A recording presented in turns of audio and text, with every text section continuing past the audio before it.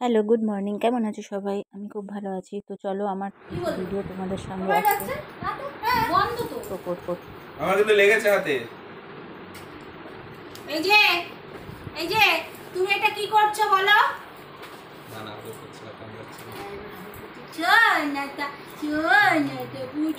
বুঝুতে না না না না না কামাবে না দাড়িতে কামছে তো দাড়ি কেটে দেবে। কামাবে না লাগবে তো সত্যি ভাই দাড়িতে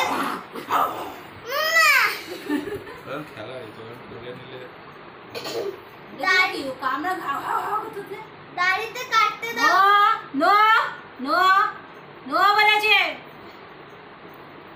ননে কামড়ানো দিয়ে কেন রে এই এখন দাঁত শুলাবে। জনি তখন কত ছোট ছিল। এই ভিডিওটা আমি অনেক দিন আগেই দেবো বলে ভেবেছিলাম, কিন্তু দেওয়া হয়নি, তাই তোমাদেরকে দেখালাম। তো চলো আমার গাছের ফুল তোমাদের আজকে তুলছি, দেখাই। এত সুন্দর আকন্দ গাছ হয়েছে। হ্যাঁ, তো আমি আমি খুব ভালোবাসি ফুল গাছটা। আমি অনেক দিন থেকে চেষ্টা করি এটা এতটা বড় করেছি। এখন ঠাকুরের আশীর্বাদে বেশ ভালো ফুল হচ্ছে। তো যখনই পুজো দিতে যাই 7-8টা করে ছিঁড়ে নিয়ে যাই, কারণ আমি ওখানটায় স্নান করে গিয়ে ফুলগুলো তুলি। কত সুন্দর দেখো, বাড়ির মধ্যে একটা আকন্দ গাছ, একটা বেল গাছ, এগুলো থাকলে অনেক শুভ আমি শুনেছি।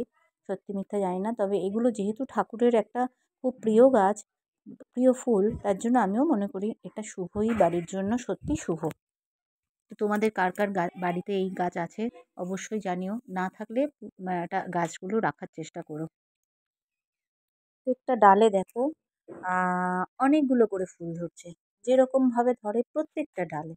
তো এটা কত মানে কত সুন্দর লাগে দেখতে। যেই যেই অনুভূতিটা যে গাছটা করে বা যে ফুলগুলো তোলে বা চোখে যা দেখবে তারই ভালো লাগবে। রাস্তাঘাটে আমরা প্রচুর দেখি হয়ে থাকে। খুব আফসোস হতো যে আমি এই গাছটা যদি বাড়িতে পুঁততে পারতাম, খুব ভালো লাগলো, তাই না? ভালো লাগতো, তাই না? তো সামনে শিবরাত্রি আসছে, জানি না শিবরাত্রির সময় ফুলগুলো আদৌ ফুটবে কি না।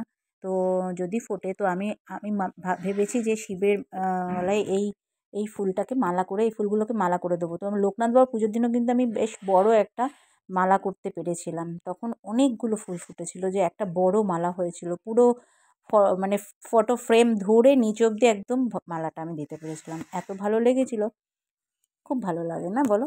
আর এই আকন্দ গাছের এক একটা এই মালা বাজারে কিনতে গেলে 40-50 টাকা তো লাগবে সিজনে। তো সেই নিজের গাছের থেকে ফুল তুলে পুজো দেওয়ার মধ্যে একটা আলাদাই আনন্দ আছে, তাই না বলো? পাশ থেকে অনেক অনেক গাছগুলো পাতা না একটা একটা করে দেখছি হলদে হলদে হচ্ছে। এই পাতাগুলো আবার আমি ছাড়িয়ে ফেলে দিই।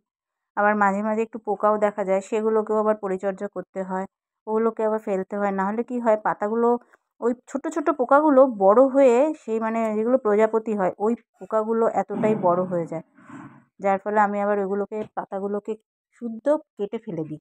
কারণ পোকাগুলোকে মারতে খুব কষ্ট লাগে, কারণ ও কিছুদিন পরেই ডানা পাকা হয়ে বেরোবে, তার জন্য আমার মারতে খুব কষ্ট লাগে।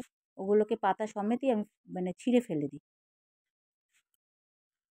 এখন তো জনি এখন জনি অনেক বড় হয়ে গেছে। আমি ছোটোবেলার একটা ভিডিও দিলাম, তো অনেক দিন ভেবেছি দেবো, দেখাবো। ওর ছোট্টবেলাটা কত মিষ্টি, কত সুন্দর ছিল দেখতে, তার জন্যই আমি তোমাদের ওই ভিডিওটা দিলাম। এই বেলা হবে, রোদ উঠবে, আর তো একটা একটা চলো করে আমি পুজো ফুল দিতে ফুটবে। চলে যাই। তোমাদের যদি ভিডিওটা ভালো লাগে অবশ্যই অবশ্যই সাবস্ক্রাইব করো। দেখো কতগুলো ফুল হয়েছে, খুব সুন্দর।